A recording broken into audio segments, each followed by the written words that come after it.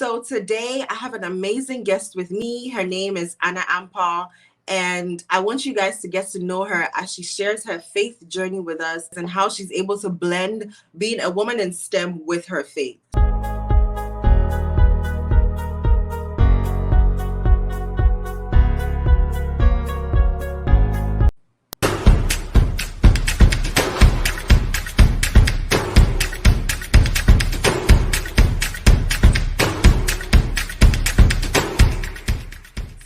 Welcome, Anna.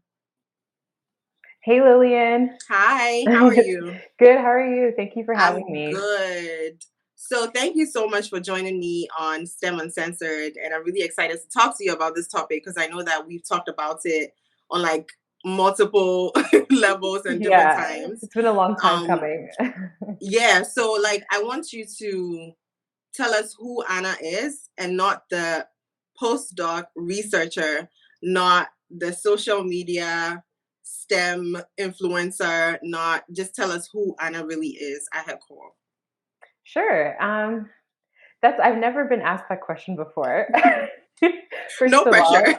Yeah, no, because usually when someone says like describe yourself, the first thing you go to is your occupation, or like exactly. I'm a PhD candidate, a postdoctoral researcher kind of thing. So I guess who I really am. So my name is Anna. Hello. I am 29 years old. And I'm just, I would say that I'm just a woman that has dreams and really just goes after her dreams, I would say. I've always been very hardworking, even like growing up and everything. And I've always just been very passionate about something. And so I find that with myself, whatever I'm passionate about, I just go for it full force. And doesn't matter if I don't even know what I'm doing, I'll just go for it. And if I make mistakes along the way, then I make mistakes and I learn from my mistakes. But the one thing is that, sometimes there's an easier route without, making mistakes and learning from it. But I find that that's how I just learn just naturally. I love that. I wish everyone would really live life like that because I also always share how like, I have made so many mistakes, especially on my STEM journey, and how I'm trying to inspire other people by sharing those struggles. But the main reason is also so that you don't have to go through the struggle route. You know what I mean? Thank you so much for sharing that. And one icebreaker that I'm going to ask all my guests on STEM Uncensored is, what is one thing that the pandemic has taught you about yourself? So the one thing I think the pandemic has taught me about myself is that, first of all, I've learned a lot about my personality, I would say. So I've always thought that I was an introvert, which I still stand by it. I still think I'm an introvert, but I do think I'm more of an extroverted introvert because the time being, in the home, like in my home, just by myself, constantly just like working, and you can't really go out to see friends, especially during the first little bit of the pandemic where like we literally weren't allowed to go anywhere, everything was shut down. Even though I love my space and I love just being with myself, I still need that interpersonal connection, and so I found myself really just going out on social media and actually just meeting people and connecting with people. And so the one thing that I think that I really learned about myself is that I value connections and I really value just building my network a lot. And if you would have asked me before the pandemic, I would have just said like, oh, I'm a little more on the reserve side and like a little more like shy. But I did realize during the pandemic that that's something that I thrive on, and I just love meeting new people. Yeah. I love that you said you crave connection, because that's actually the basis of why I started STEM Uncensored, is because I think I read somewhere where I think it was Gabrielle Union in one of her interviews, she was like, people crave connection, people crave community. And that's very true. And I think the pandemic did teach everybody about that. So I really love that. I think one thing that I learned about myself during this pandemic is that it's really important to pay attention to your personal needs, because I think, the world just stopping abruptly, everybody being stuck in their houses and having to make life keep going on, it kind of helped me personally realize how much I was always giving my time to everything and everyone else and not really paying attention to myself. And I know there was a buzzword that was going around like self-care, self-care, self-care. but I think self-care is really important, and that's the number one takeaway that I took away in 2020. So yeah. Mhm. So I want to go right into my favorite part of the show, and it's called the Never Have I Ever STEM edition. So I'm going to Okay. ask you a few questions, and then you just hold up Okay. um your I have or I have never card, Okay. Let and me then let me get my signs ready. okay. All Let's right. get the questions ready. Okay. Never have I ever retaken a class in college. So I would say I have never. You what? Okay, now I feel I feel less than smart. No, And no, I no, retook no. organic chemistry. That's been Really? my course to the yes, Yeah. yes. Yeah, that's I hear that a lot. Well, that's my field, right? And so I've Okay. always liked organic chemistry. Okay. But the thing is, it's not that I couldn't have taken another class or like retaken the class because I Hmm. probably could have, especially first year cell bio. I think Oh, probably was like my worst mark. But I'm just the kind of person where like I just didn't want to, wow. Like even So though like it you was rather take a C than retake it and get an A? yeah, just because I can't be bothered. And I and I think because like cell bio specifically, like I just hated that class. And it Okay. was so much information that they just made you cram into your head. And Hmm. so after that, I was like, you know what, I got a C, but I'm just gonna move on with life and I'll just do better in my other courses. Hey, I'm here So for it. Okay, next question. Never have I ever worked with someone I couldn't stand. I think we all Ciao. have because Yeah. like you will be testing your nerves sometimes. Listen, and sometimes they are your bosses and you can't really do anything about it Exactly. in You that just need moment. to sit So, there and take it. all right. Never have I ever changed my major. Sheesh, my questions are this. Mm, I have. I actually have never Really? changed my major. Yeah. Well, do you mean like in the midst of undergrad, like switch from one program to another? Yeah. Okay, no, I stuck with the same Wow. program. Mhm. I started with chemical engineering and then I switched to plastics because I Okay. just couldn't hang. It was the chemistry, eh? It was the chemistry. Listen, Uh, I'm not here for chemistry. honestly, you could have contacted me if we knew each other back I then. wish I knew you then, Yeah, honestly. I would I'll have just helped send you you the out. questions, do all the assignments, and then All I'll be right, good. got you. Never have I ever skipped a class. I definitely have. Yeah, same here. Yeah, I think everyone has. I started skipping classes in high school. Really? Yeah. Okay, I'm not judging you. That Wait, was what so classes were you judgmental. skipping in high school? Just like sometimes, like, okay, we would have a spare sometimes. So Hmm. sometimes you would have a class, then you would have a break, a spare, and then you would have Okay. another class after. So sometimes when I had a spare, we would like, go to the mall or would go to someone's house and then just never really come back. Wow, I wish I had that. Yeah, no, I used to skip like the super morning 8 a.m. classes as a Yeah, that too. freshman. Oh my God. Yeah, no, I'll just skip Yeah. it and like, can you send me the notes from class today? Yeah. Yep. All right. Next question. Never have I ever faked sick from work or school.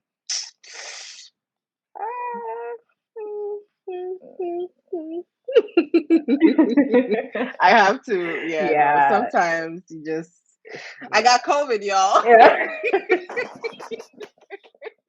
No, I Oh, that's the recently heard worst. people exactly, people are actually using it like, Of course oh, I'm they getting are. tested. I was exposed. I'm like, yo, you Yeah. guys, this is why we can't have nice things. Nah. Okay. Never have I ever cheated on a test.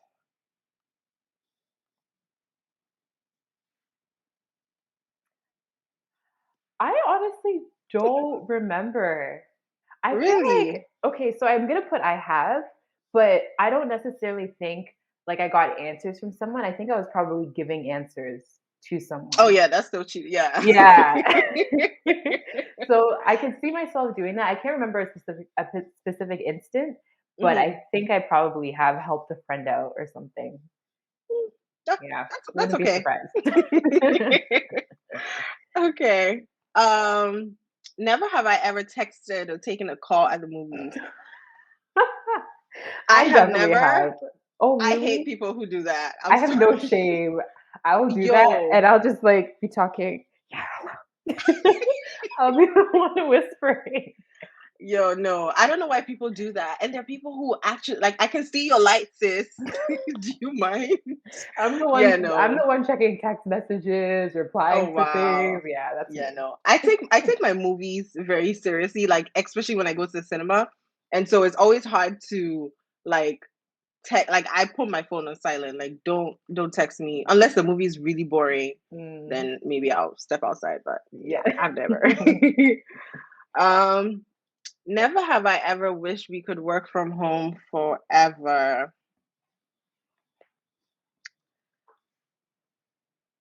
Oh, really? I would Yes, say I have, like, with my field of work, because I have to be in the lab, right? So exactly. That's my excuse too. yeah, Because so I can't, like, there's no possibility that I could stay home. But then I look at my friends that have, like, government jobs, office jobs, and they're just chilling, yeah, They're no. just living the life at home, But you so know, like I feel like for me, I've had the opportunity to work from home and I like the balance. I would mhm, not like to work from home 5 days a week mm. for 52 weeks. No, like I can't do that. I feel like I need the balance. I would rather have an option than 100% work from home. Yeah. Yeah, that's true. Having an option would be better for sure. Yeah. Okay. Last question. Never have I ever lied during this game. I have not. No, I've not lied. Yay. Okay, cool. That was We kept it fun. real. Yeah. All right, all right, all right, cool. Okay, so I want to switch to actually the main topic of conversation today, and it's about your faith as a woman in STEM.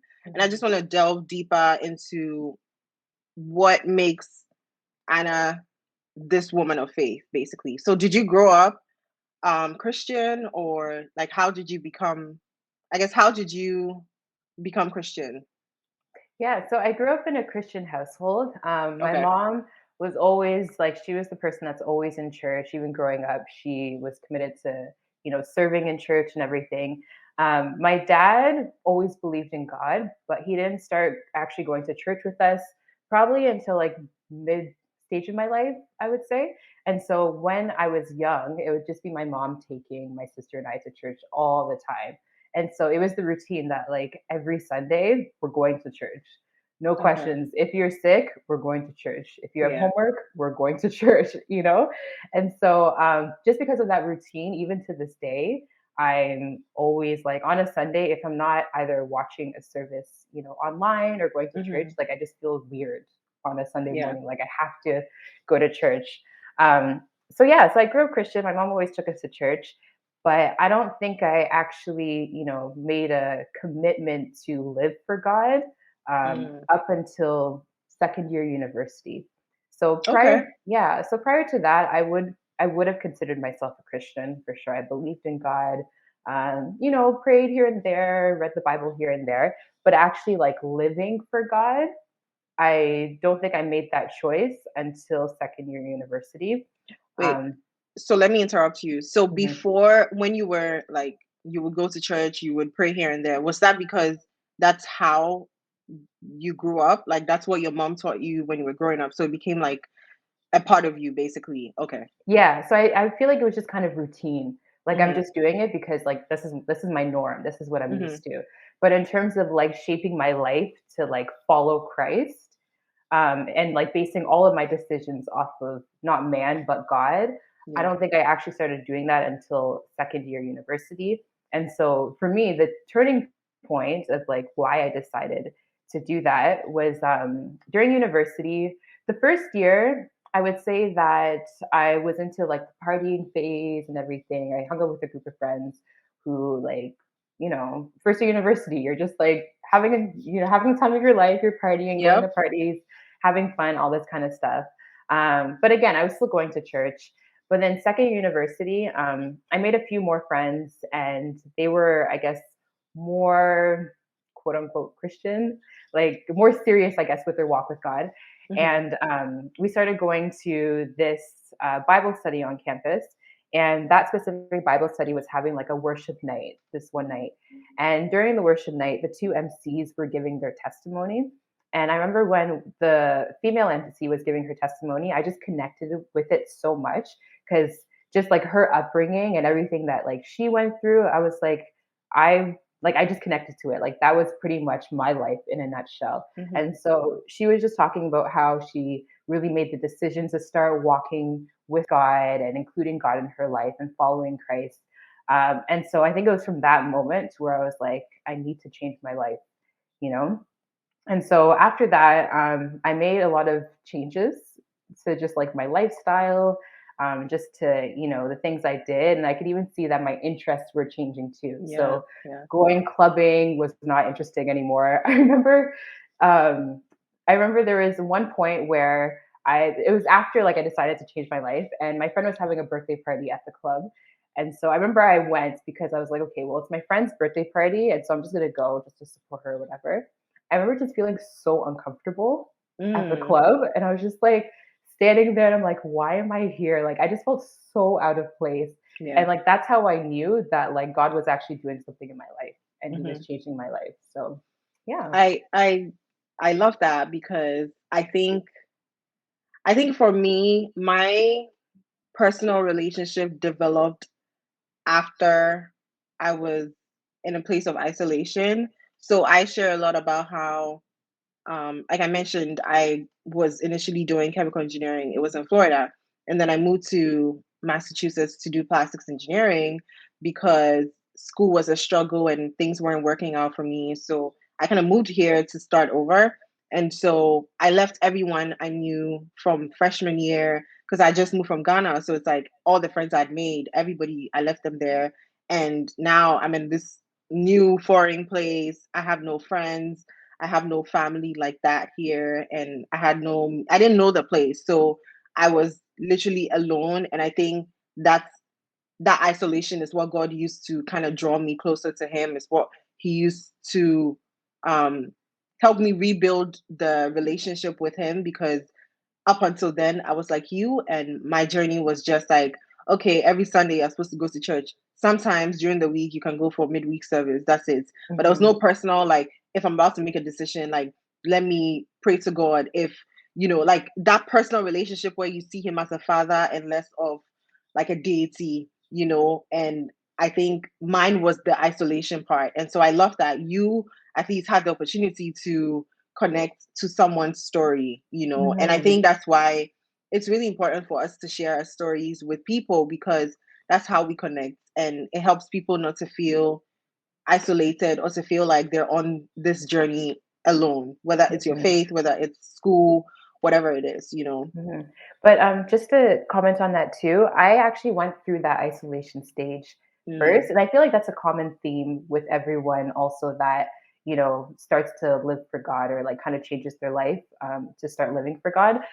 And so my isolation phase was after, I decided and when I realized that like a lot of the friends that I had and even the guy I was dating, we just had different interests now, mhm, and just like I just couldn't connect with them anymore. And so I could tell that, I was kind of distancing myself from those friends, broke up with the guy that I was dating at that time, and then started also going to a completely new church where I didn't know okay. anyone, and so that was kind of my isolation stage where it was just kind of like, okay, now it's just me and God Mhm, rebuilding my life.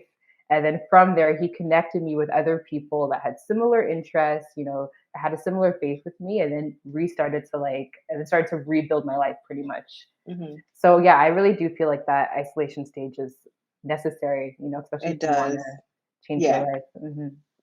And I think I'm trying to think back to the first conversation you and I had on this topic. I think it was on Instagram DM. I don't know who DM'd who, but I think either you asked me if I was Christian or I asked you, and it was based on something we had shared. Yeah. And so, as a woman in STEM, do you think the STEM community creates a space where you can boldly show your faith? Or do you think that it sometimes pushes you to have to hide your faith or diminish it, not necessarily hide it, but diminish it. Yeah, I think that I just want to say that the one thing I admired about you and the reason why I reached out to you was because you shared stuff about your faith and you also share stuff about STEM, Mm, and I've also connected with some other women in STEM that are also, of faith as well and are also Christian. But you just don't really see a lot of people, even myself, I don't really share a lot about my faith. And it's something that I would want to do more, but I mhm. think it's just because, going through STEM and going through, graduate school and everything, sometimes I feel that your faith or your religion is kind of looked down upon. And just because, also, I feel science is a very atheist subject, Yeah, right? yeah. Like going through undergrad in a science program, I remember having a course on evolution, I guess you can say. And so I remember going into that course where it's like I have my own beliefs. I'm just going to go to this course, study the material, and get a good mark, and that's it. So like Big Like, Bang Theory type of evolution. yeah, Okay. exactly. Like Big Bang Theory kind of or type of evolution. And so it's just like that basis where like that's pretty much the foundation of science. And so I find that a lot of people that are in STEM or in science, they have that kind of view where there is no God, there is no higher power kind of thing. Mhm. And so even working with amongst other scientists and like in different lab groups, I know that sometimes it's kind of been hard to express my faith and even some of my values as well, just because my values are different from, the majority. And so sometimes that causes me to be excluded from things or even to Oh, be mocked. really? Yeah, or even to be mocked in some kind of way. And Wow. so, yeah, and so I have found it hard just to even, share my faith amongst, the STEM community. But it's something that I think is necessary because I think that there are a lot of us, but it's just like, we're just very reserved in terms of sharing it because we don't want to get judged or you don't want someone to call you out or and I know people have questions about faith all the time. And so people could come and, ask questions and even just like question your faith and that kind of stuff. So Mhm. it is definitely difficult, I would say. I mean, I think like you, I've had like I can count at least 5 people who have reached out to me based on something that I've shared with regards to maybe a memory verse or a sermon or worship song or something. Like people have connected to that and been like, "Oh, I'm so glad that you're also Christian. I'm so glad that you also serve God. You are a Jesus Christ believer and all these things." And it's like there's so many of us out there and everybody is craving that community that we keep talking about. So Mhm. how do we foster this healthy relationship between ourselves, and how do we create a safe space where we can all kind of lean on each other to thrive as women in STEM but also as Christians. I think it's just, supporting one another and just being open with our faith. Mm, So just like you say, like sometimes people reach out to you because you share a memory verse and stuff like that. That's you being open and that's someone seeing your openness and connecting to it. And a lot of times being open is contagious, right? And so I yeah, see you sharing memory verses and expressing your faith. And then so I'm like, okay, I can start doing that because I know I'm not going to be alone yeah, in yeah. expressing my faith. And I know that there's someone that is doing this journey just with me, by Hmm. my side. So, Yeah. yeah, I think it just starts with your openness and, vulnerable. Can never say that word. Vulnerability. Vulnerability. Yes. Yeah, I get it. Do you think um your belief in Christ affected the kind of relationships that you cultivated? Because I know you mentioned that you kind of moved churches, you changed Mhm, friends, you also broke up with your boyfriend. Like, mhm. how did it affect your friendships and actually romantic relationships? Like, was that something that you had in mind whenever you connected with people or a guy or something like that? Um, so I'll first talk about friendships because the way that I connect with, a potential Bay. they exactly, it's definitely different.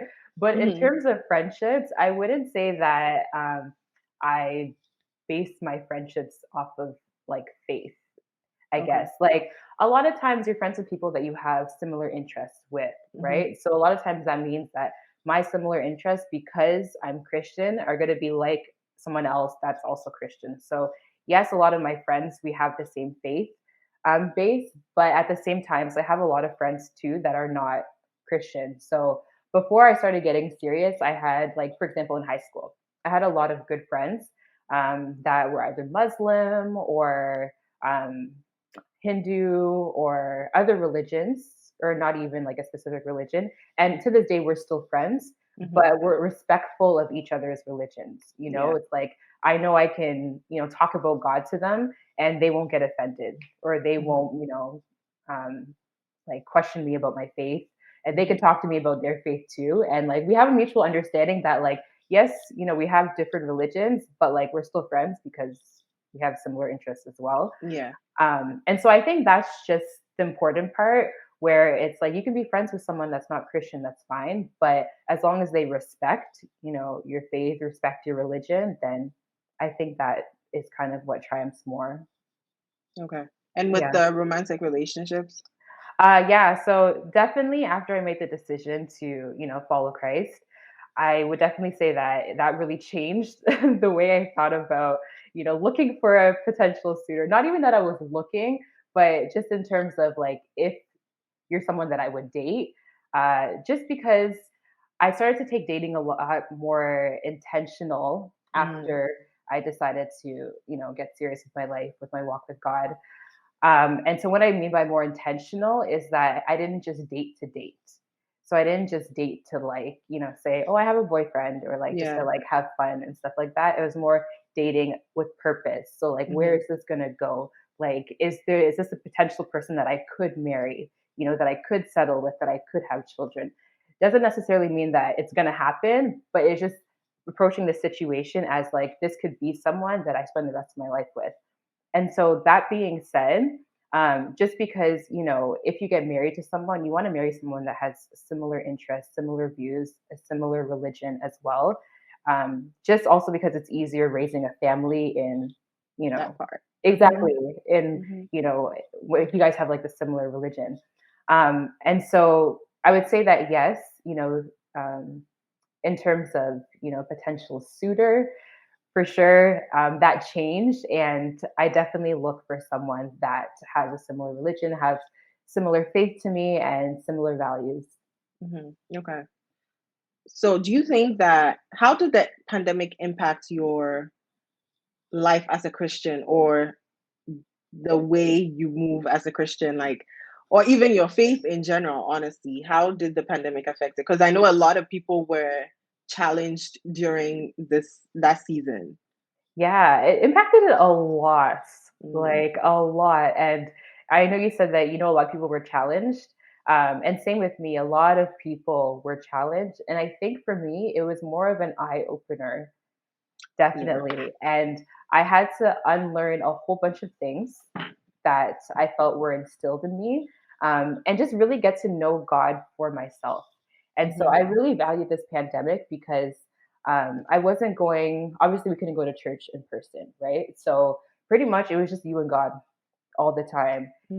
It's you waking up praying, it's you waking up reading the Bible, um, worshiping and all that kind of stuff on your own time Hmm. versus like you continuously going to church and like receiving from someone else, Yeah. And so I felt that with the pandemic, I really got a chance to really just know God for myself, really just hear God for myself and know exactly what God wants for my life.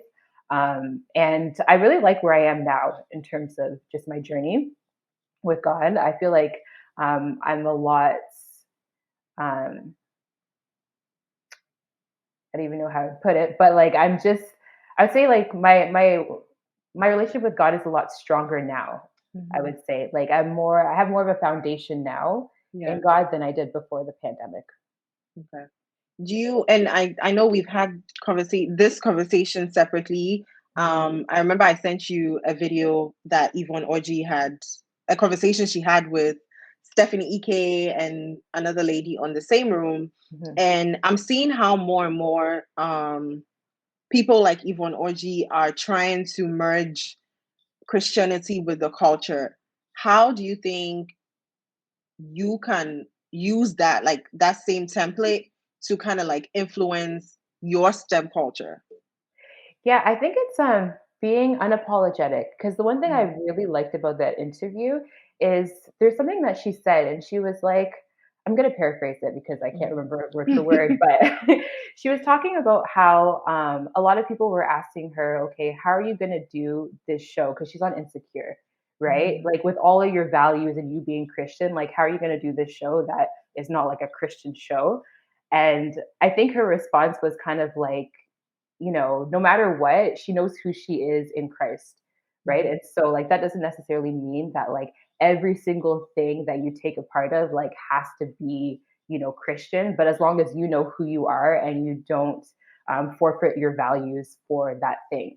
And Mhm. so I feel like that can also translate into our field as well. That like, yeah, STEM could be a atheist field. It could be a field that there's not a lot of Christians, but I think that as long as you're, authentic about your Christianity and you know who you are, then I think that, and if, again, if you're open, with your religion and your faith, then I think that it can easily be integrated into STEM as well. Think that conversations like this would help foster that in the STEM community. So I really hope that people who are watching, people who are listening to us and have connected with us would go ahead and also, connect with other women that, are in their community and then it just spreads like wildfire. So I have really enjoyed this conversation, honestly, Anna. Thank you so Yeah, it's much. very fulfilling. Thank you. It was, yeah, it was really amazing. I think we've covered a lot. And like you said, I think this is a good start, just to build community because I'm all about building community, which is why I reached out to you. And I was like, we have to do something like this. Yeah.